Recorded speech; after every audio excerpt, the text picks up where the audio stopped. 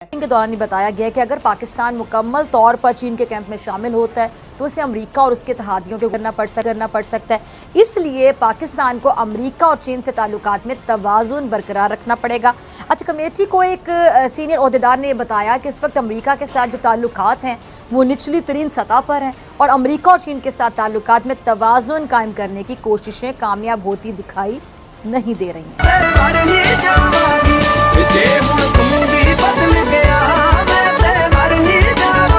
अच्छा, पार्लियामेंट को यह भी बताया गया है कि अगरचे चीन पाकिस्तान का देरीना दोस्त है, इत्तेहादी है, तहम IMF और FATF की जो कुंजी अमेरिका के हाथ में है और वो इसके ज़रिए पाकिस्तान के लिए मुश्किलात भी पैदा कर सकता है और इसके अलावा वो हमारी जो बरामदात हैं उस पर पाबंदियाँ भी लगवा सकता है। बिगड़ साहब, तालिबान की हुकूमत आने के बाद खास वजह एब्सोल्युटली नॉट कहा, उसके बाद अमेरिका नाराज़ है, ताल्लुकात जो है निचली तरीन सतह पर चले गए हैं। अब दूसरी जानब चीन से दोस्ती, CPEC, ये बताएं कि अमेरिका और चीन के साथ ताल्लुकात में पाकिस्तान अब तवाज़ुन कैसे कायम रखे?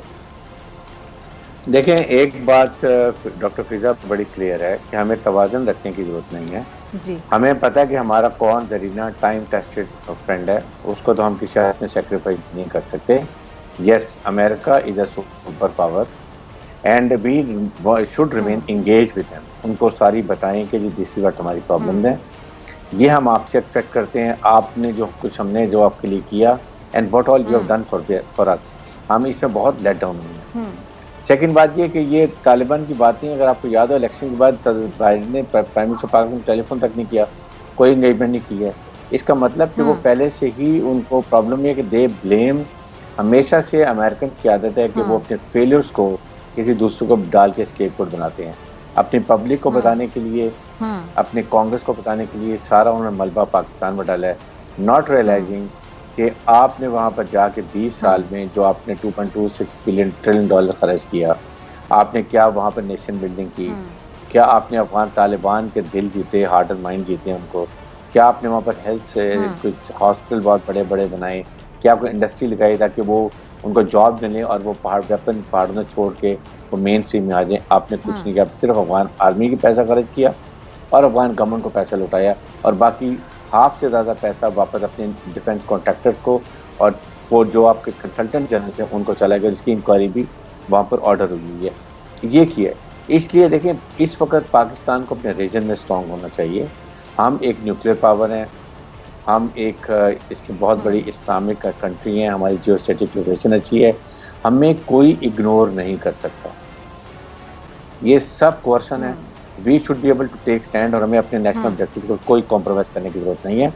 इसलिए कि हमें इस वक्त ज़्यादा ज़रूरत है अपने नए ब्लॉक रीजन में, रशिया है, सेंट्रल एशिया है, चाइना है, ईरान है, हमें इसको देखना है। जाहिर है कि हम हर एक से ताल्लुक बेहतर करते हैं, उनसे अंडरस्टैंडिंग बताएं जी कि हमने आपके लिए क्या कुछ सेक्रीफाइस किया है। 80,000 हमारे लोग शहीद हुए हैं, हमने इतना 1.5 बिलियन डॉलर का 150 बिलियन डॉलर्स का हमने नुकसान, इकोनॉमिक लॉस किया है। हमने आपको मुआहदा कराया अफगान तालिबान से, हमने अफगान तालिबान से बिठाया, आपको सारा कुछ करवाया। What you have done for us. आप ये 12-13 बिलियन डॉलर की बात करते हैं, हमें तो 150 बिलियन डॉलर का नुकसान किया है और आपने you look always our relationship through the prism of India.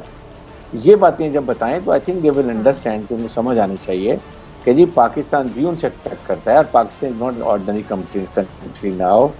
सो हमें अफगानिस्तान के हालात ठीक करने हैं, हमें उसके बाद सेंट्रल एशिया कनेक्टिविटी करनी है, हमने बलूचिस्तान को स्टेबल करना है, अपना सीख को बनाना है। हमारे फोकस बड़े क्लियर होने चाहिए, बट डेफिनेटली ख़राब ताल्लुकात नहीं करने, इंगेज रखने हैं, उनको बताना है, उनके पॉइंट बताने। हम भी आपसे कुछ एक्सपेक्ट करते हैं, we need you should also some do more. ये चीज़ें हमें उनको करने की जरूरत है। ठीक है, ठीक है। अच्छा, ये बात भी दुरुस्त है ना बिगड़ साहब कि IMF और FATF की जो कुंजी है वो अमेरिका के हाथ में है और अमेरिका अपनी शराइत मनवाने के लिए और हमें ब्लैकमेल करने के लिए कुछ भी कर सकता है। क्या कहेंगे? देखें, एक बात याद रखें कि ये सारे आपको जो लोन्स वगैरह मिलते हैं ये 5 to 10% हाई एलीट के लिए मिलते हैं और इसके अलावा मुझे बताएं कि आप 80% आवाम जो वो गुर्बत में है, वो गांव की लाइफ रहते हैं, विलेज बेस्ड हैं। जो कंट्री फूड ग्रेन में सेल्फ सफिशिएंट हो वो कभी ना भूखी मर सकती है ना किसी का जरूरत है। ईरान की मिसाल, ठीक है, उनके पास ऑयल है, दे हैव इकोनॉमिक रिसोर्सेज हैं, लेकिन हमें ये कुछ चीज़ों में कॉम्प्रोमाइज़ नहीं करना चाहिए। We have to take stand. इसलिए अमेरिका IMF से वर्ल्ड बैंक से बात करें, कभी भी न्यूक्लियर कंट्री को वो डिफॉल्ट नहीं करेंगे, कभी भी वो ऐसे नहीं करेंगी। ये सारी क्वेश्चन है how much we sustain the pressure and how we do best bargaining और परसू करते हैं objective, that is what is a race. और यही हमने देखते हैं कि हम इसको कैसे लेके आगे चलते हैं। भारत की सब सुनते हैं और ये बड़ी एक ओपन सीक्रेट है कि भारत की बात सारे कंट्रीज, पूरी दुनिया की कंट्रीज इसलिए सुनती हैं कि भारत पैसे रखता है, भारत के पास पैसा है, उनको भारत से बिजनेस मिलता है, वो भारत के साथ बात करते हैं तो उनको मालूम होता है कि कोई ना कोई चीज, कोई ना कोई प्रोडक्ट जो है वो हमारे यहाँ की बिक जाएगी, या फिर ये कि भारत के यहाँ से कोई ना कोई ऐसा आएगा जो एजुकेशन में बहुत हाईली एजुकेटेड होगा और कुछ ना कुछ काबिल होगा जिसको हम अपने सीईओ लगा देंगे। हमारे यहाँ तो काबिलियत नाम की कोई चीज फिलहाल तो हमें नजर आई नहीं है। थोड़ी बहुत जो थी एक आध में तो वो बाहर चले गए और पाकिस्तान के लिए जाहिर है काम नहीं कर रहे, बाहर ही हैं और इसी किसी और कंट्री में यानी वो अपनी सर्विसेज दे रहे हैं, क्योंकि यहाँ पर आपने ऐसा कोई मौका या ऐसा कोई अपॉर्चुनिटी रखी ही नहीं कि कोई यहाँ पर रुकना चाहे। लेकिन इकोनॉमी के लिए भी आपको अगर कब तक आपको मतलब आप लोगों को खाने की आदत पड़ गई है, फ्री में बैठे बैठे आप लोगों को आदत सी हो गई है कि आप लोग लोन लेते हैं और उसके बाद उसी से गुजारा करते हैं। इमरान खान साहब शायद दुनिया के पहले प्राइम मिनिस्टर हैं जिन्होंने लोन अदा करने के लिए यानी लोन की जो पैसे हैं वो वापस करने के लिए मजीद लोन्स जो है वो ले लिए हैं सारी दुनिया से। और शायद इमरान खान साहब जो हैं पहले प्राइम मिनिस्टर हैं दुनिया के जिन्होंने चोरों को पकड़ने के लिए अपने इर्द गिर्द भी चोरों का एक टोला जमा कर लिया है और उनका कहना यह है जी मैं करप्शन खत्म कर दूंगा, मैं चोरों को पकड़ लूंगा, मैं ये कर दूंगा, मैं वो कर दूंगा। लेकिन मेरे ख्याल है कि शौकत तरीन साहब बिल्कुल सही बात कर रहे हैं और वाकई में 20 से 30 साल पाकिस्तान को कुछ नहीं करना चाहिए, सिर्फ और सिर्फ अपनी इकोनॉमी पे काम करना चाहिए। 20-30 साल के बाद अगर आप अपनी इकोनॉमी को स्टेबल कर पाए तो उसके बाद जो है वो फलस्तीन हो या कश्मीर हो या अमेरिका हो या कनाडा हो उसके नारे लगाते रहेगा। उसे नारे लगाने में अभी भी कोई हर्ज नहीं है, इसलिए कि किसी को कख फर्क नहीं पड़ता आपके इन नारों से। लेकिन हाँ ये जरूर है कि जैसे हमारे यहाँ कहा जाता है ना कि भाई भीख मांगने वाले को या किसी को जो दूसरे से मांग के खाता हो उसकी बात तो आम जिंदगी में भी कोई नहीं सुनता, तो जाहिर है आपकी बात भी कौन सुनेगा खान साहब, जब तक कि आप मुल्क की इकोनॉमी पे काम नहीं करेंगे। यानी अपने खाने को तो है नहीं और आप बार बार जो है वो अफगानिस्तान की बात कर रहे हैं और अफगानिस्तान के लिए कुछ ना कुछ मांगते रहते हैं और फंड जमा करने की बात करते हैं। मेरा ख्याल है जो शौकत खानम के हॉस्पिटल के जमाने से जो फंड जमा करने की आदत पड़ी वो अभी तक खान साहब की ख़त्म किया गया एक कश्मीर पॉइंट की वजह से कि क्योंकि कश्मीर पे हम समझौता नहीं कर सकते और कश्मीर तो हमारी शहरग है। और हमें याद है कुछ अर्सा पहले ये हुआ, अचानक से ये भी हुआ कि ये हुकूमत जो है ये अब बायलैटरल ट्रेड को स्टार्ट कर रही है और उसका आगाज़ कर देगी। और बल्कि प्राइम मिनिस्टर इमरान खान की तरफ से यहाँ से एक ट्वीट गई, फिर उधर से भी मेरा ख्याल है कि पीएम मोदी की तरफ से एक ट्वीट इस तरह की आई।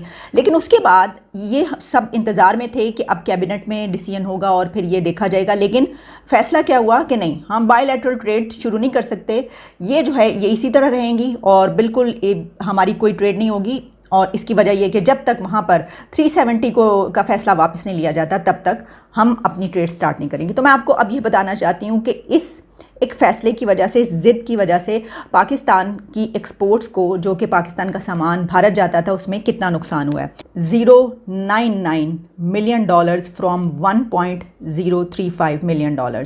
यानी एक कहा गया है कि Pakistan export to India dipped 90.4% after suspension of trade ties between India and Pakistan.